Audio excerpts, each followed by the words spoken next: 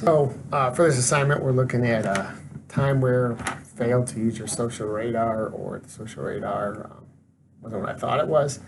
And one of the examples I came up with was I was promoted to chief in my department in 2013. I was acting chief at the end of 2012 when our old chief went out on a leave. At that time, we were severely short-staffed and we had numerous shifts to fill. And so I was in a big hurry to hire. And with that, we had some people who were very entrenched in the department. They put a lot of time and work to make sure we were successful when we were short manning.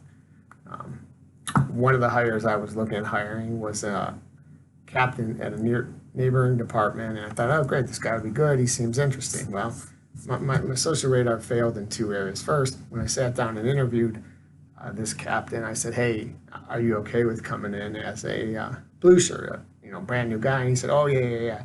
Yeah, no problem. I just want to work some hours on the weekends, and I'm just looking for something to do on the side since I left my other job since getting my promotion. So I said, you sure with that? And he told me, yeah. I was like, okay, great. Well, we'll get you hired. We'll go through and get you on.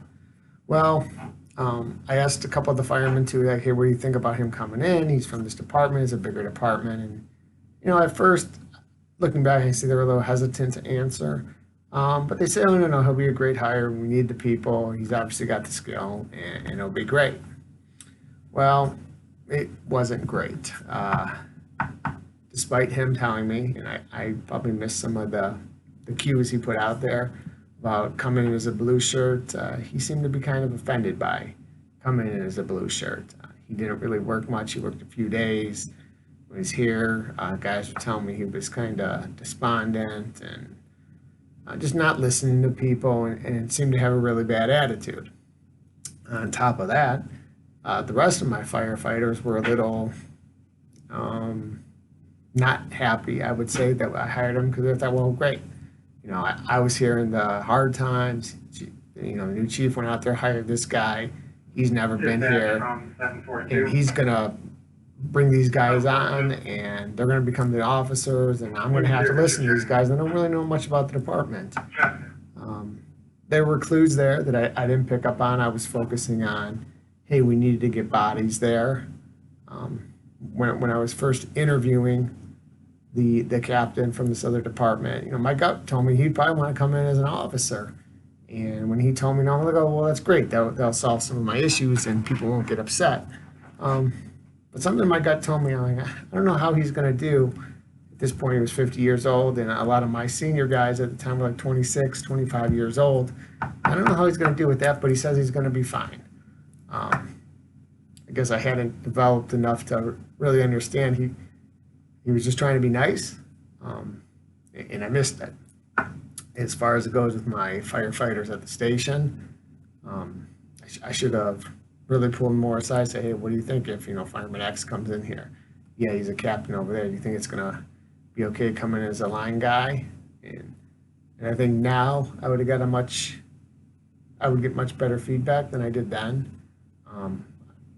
I've built the relationships, as we talked about in this course, over those going on 6 years now since I was promoted to the chief position. I learned quite a bit about the everyday management of people and these relationships you have around the fire station. So initially, when I was just focused on getting bodies and people who were trained and, if they were an officer, great, they'll help us. I didn't look at how that went over with the rest of the department, with people thinking, hey, I was turning my back just to hire some other people, or worries that, well, this guy is going to come over and he's going to take over the whole department. And I was a new chief, and this guy was going to manipulate me and be a problem for me. So, learned quite a bit about how to manage the people from the incident.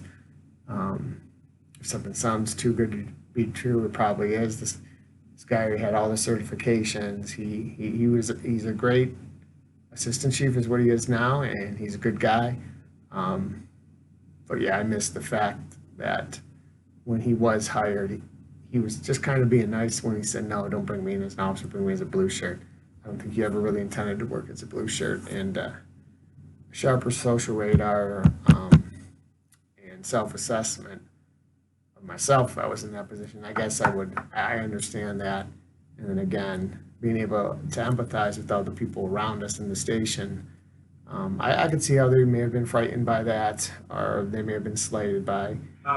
They've been there working for years through our times, through when we had a difficult chief, and there were some issues that, this guy was brought in and, was going to start telling them all what to do and how to do things in our community when he really wasn't there for some of the most difficult times our department had encountered. So